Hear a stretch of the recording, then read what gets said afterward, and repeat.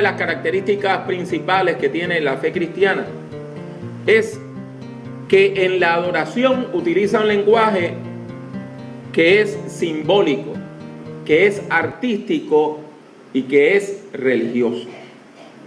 Se combina el símbolo con el arte en la religión. Y todas las tradiciones cristianas usan imágenes verbales e imágenes visuales, y utilizan la música, utilizan la poesía para hablar acerca de la fe. Esa es una cualidad que es muy común y todos nosotros lo hacemos. Todos nosotros utilizamos el arte, todos nosotros utilizamos la poesía para hablar acerca del Señor. El problema es que a veces nosotros no le prestamos atención a las consecuencias que tiene todo eso cuando nosotros hablamos. Nuestras imágenes implican cosas. Nuestras imágenes dicen cosas. Cuando nosotros comparamos a Dios con algo, eso tiene un grande impacto en la vida de las personas que nos escuchan y en la manera como nosotros adoramos a Dios.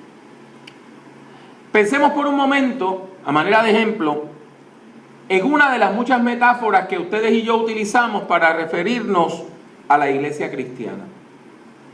¿Cómo describir la iglesia? ¿Cómo describir la iglesia?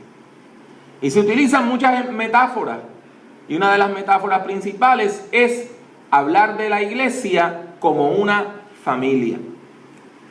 Y claro está, eso es lenguaje poético, eso es lenguaje simbólico.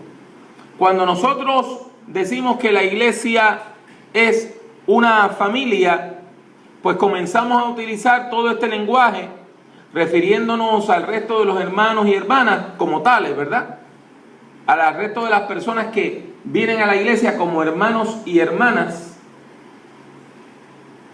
Porque la idea es que todos estamos bajo el mismo amor del Padre Celestial. Y eso nos hace una familia de fe.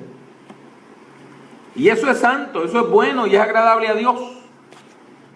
La misma Biblia utiliza la imagen de la familia de Dios una y otra vez.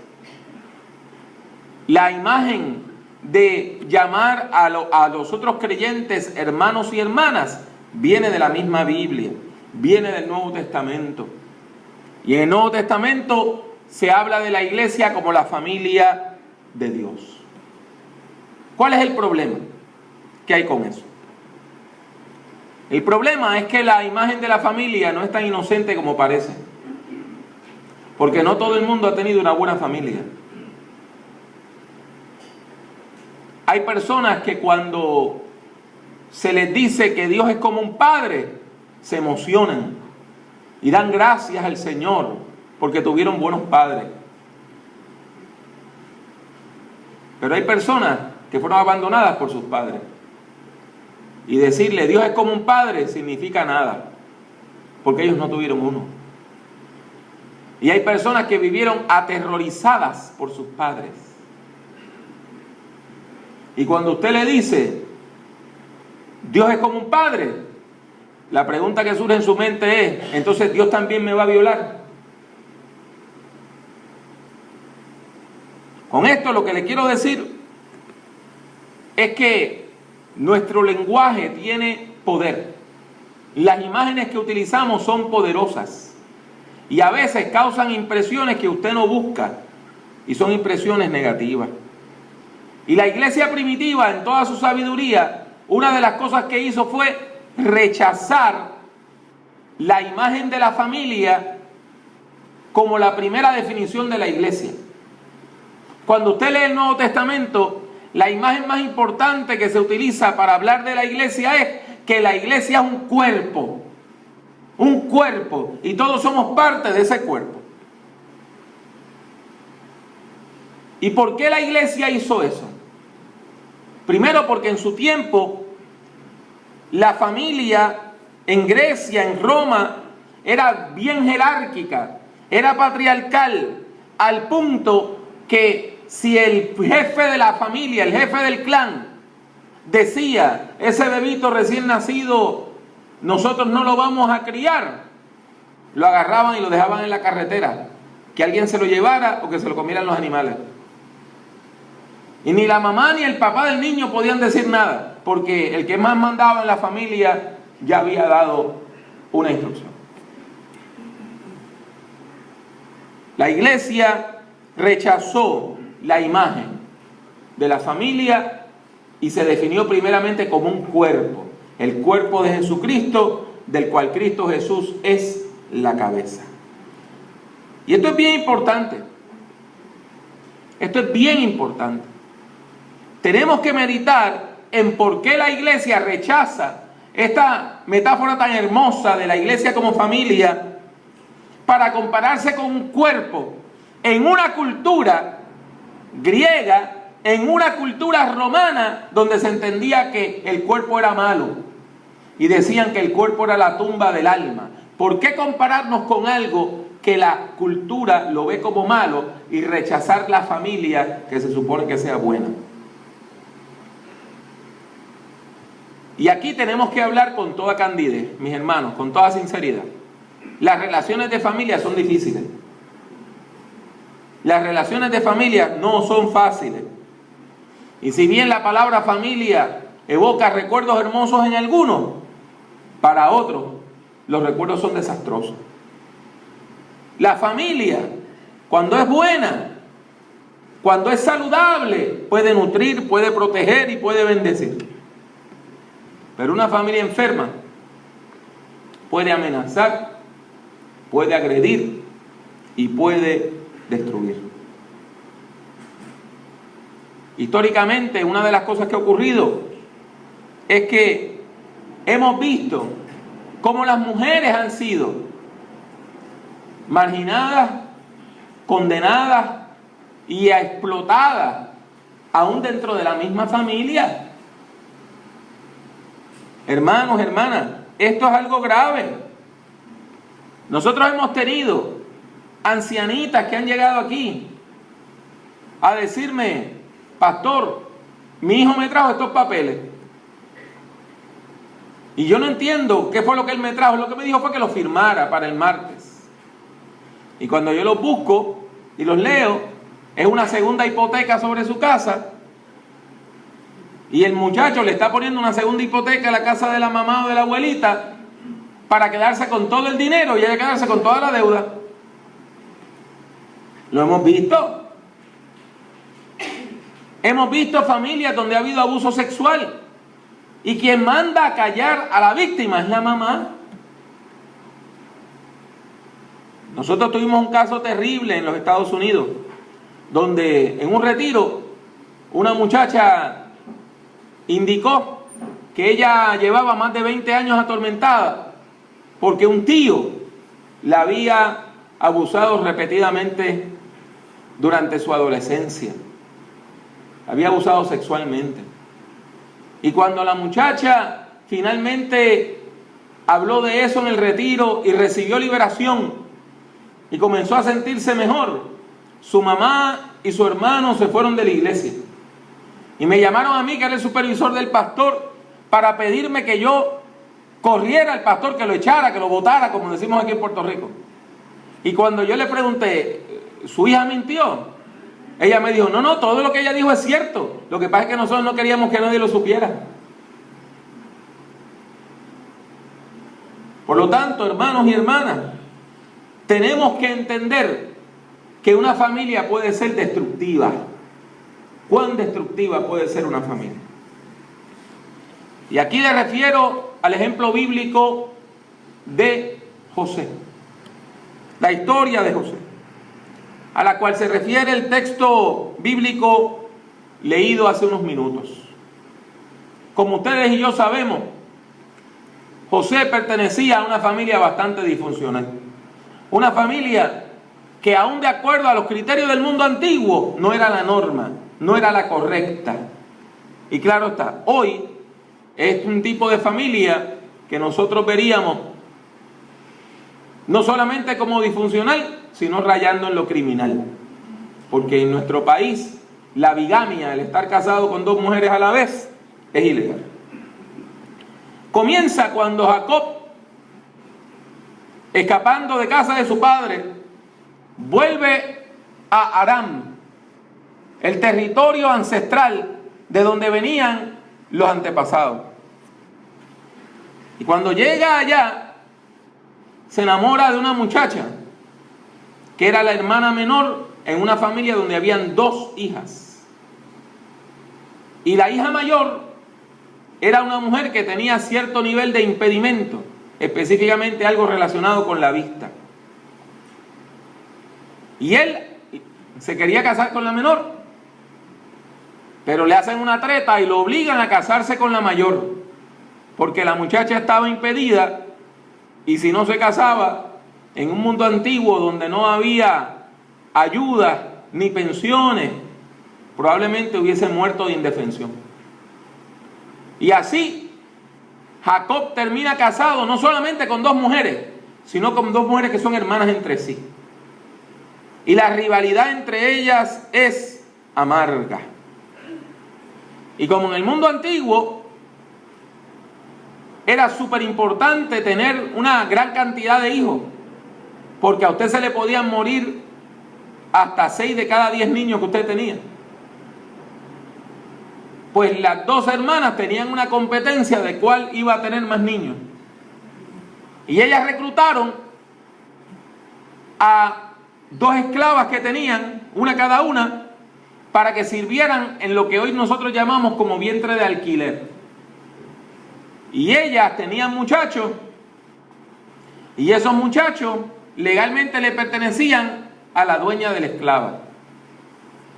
Y así Jacob termina no solamente con 2 esposas, sino con 2 concubinas también.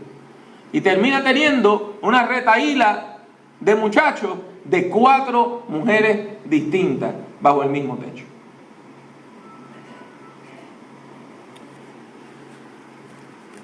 De esas 4 había una esposa preferida, que es la que él siempre quiso, que era la hermana menor, que era Raquel.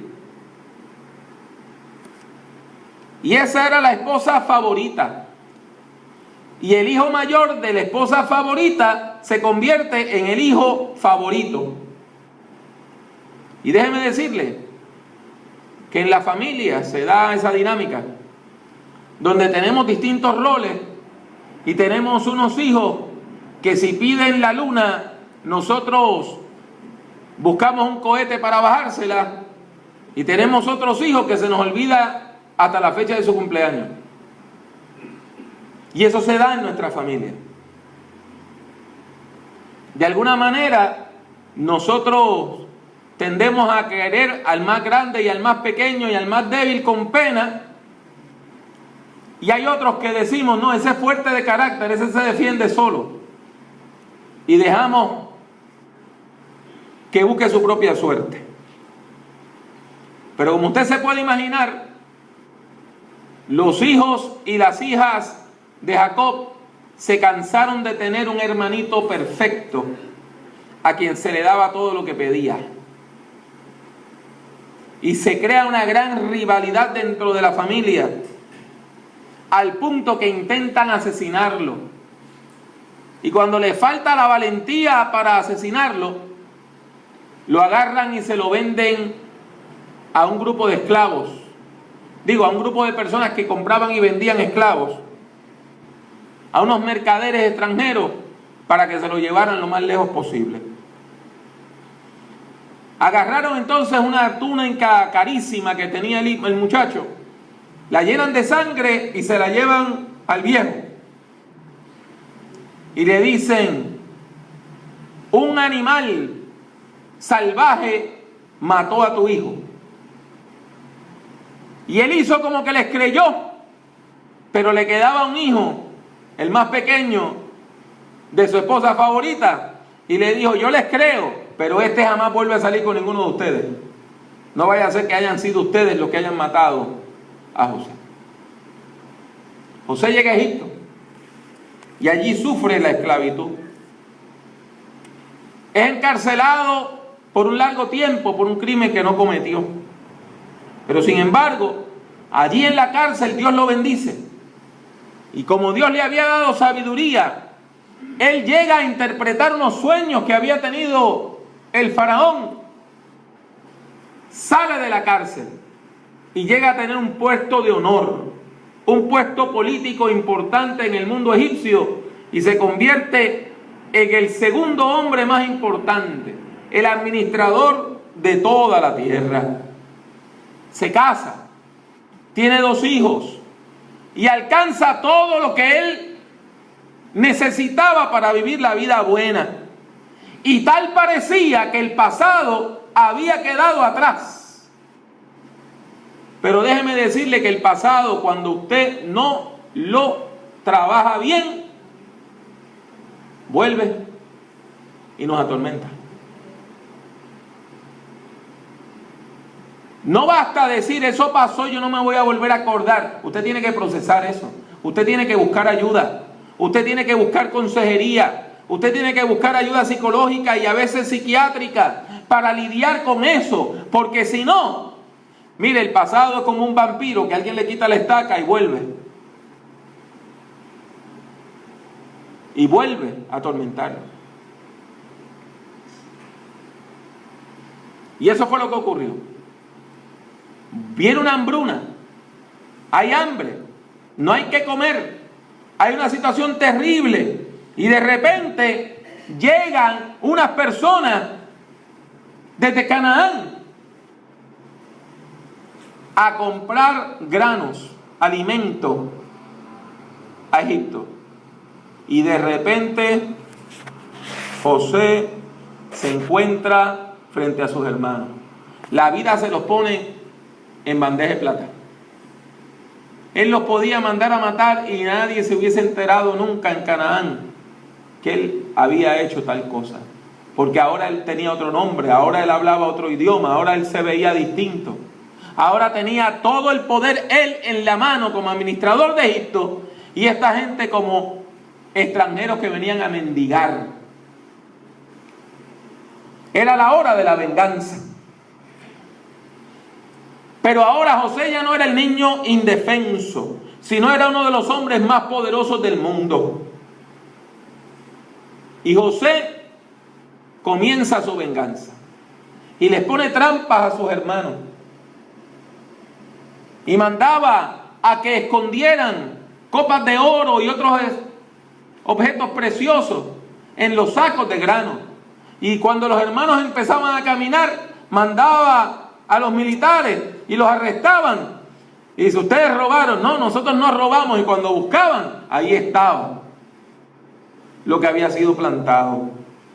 Para decirlo en puertorriqueño, José le fabrica no uno, sino varios casos a sus hermanos para poderlos meter presos. Pero no era que él quería meterlos presos por venganza. Era que, como yo les dije, él tenía un hermano de papá y mamá que era el menor, Benjamín. Y el viejo no dejaba que ese saliera con los grandes. No fuera a ser que también desapareciera. Y él quería que trajeran a su hermano. Y tanto estuvo, y tanto estuvo, y tanto estuvo, hasta que los obligó. Él se quedó con uno, Simeón, mientras los otros volvieron a Canaán. Ellos descubrieron en el camino que todo lo que habían pagado se lo habían devuelto, pero lo que pensaron era que era otra trampa. Y no fue hasta que el hambre los obligó que volvieron a Egipto con Benjamín. Y aquí está. José puede lograr su sueño, porque cuando usted ha estado atormentado en la vida, a veces usted se pasa años diciendo, si yo me pongo en esta situación, si yo me vuelvo a encontrar con esa persona, si yo vuelvo a estar en un escenario con aquel que me hizo daño, esto es lo que voy a hacer. Mire, a veces uno está cavilando la venganza por años. A veces uno está cavilando qué es lo que le va a decir a esa persona por años. Y aquí estaba. Estaba todo listo. Me puedo quedar con mi hermano de papá y mamá, puedo matar a todos los otros y tengo mi venganza.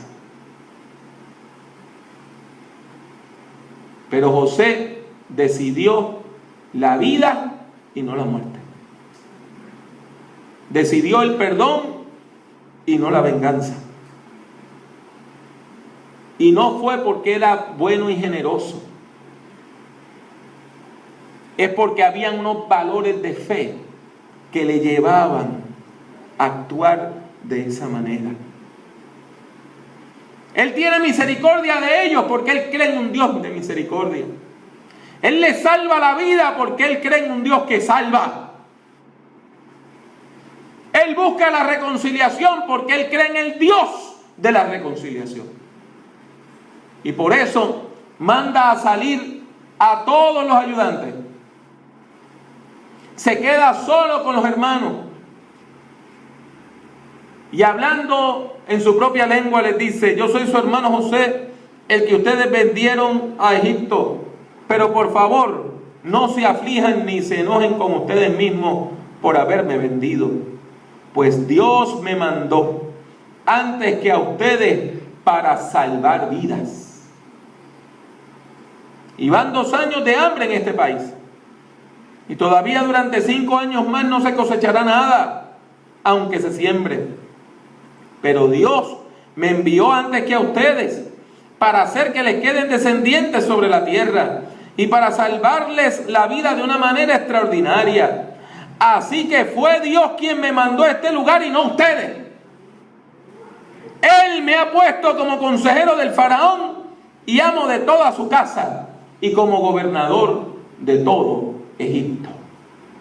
Vean cómo este hombre, a pesar de haber tenido que lidiar con una familia disfuncional, con tanto odio, con tanto problema, interpreta y reinterpreta su vida y dice: no fueron ustedes, fue Dios el que me trajo aquí.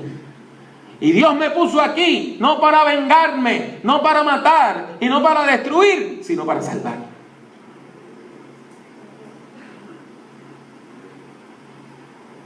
Él actuó con bondad porque creía en el Dios de la bondad. Él preservó la vida porque creía en el Dios de la vida. La fe de José en ese Dios de la vida es lo que nos permite perdonar. Cuando usted, al igual que José, cree en el Dios de perdón, usted puede perdonar. Pero perdonar no quiere decir que se niega lo que pasó. Eso no es. Eso es negación. Perdonar es usted confrontar a la persona y decir: tú hiciste la fechoría, tú me heriste, tú cometiste ese crimen, pero yo te perdono en el nombre de Jesucristo. Mis hermanos, mis hermanas, hoy el mismo Dios de José es el mismo Dios que nosotros bendecimos, es el mismo Dios a quien nosotros adoramos.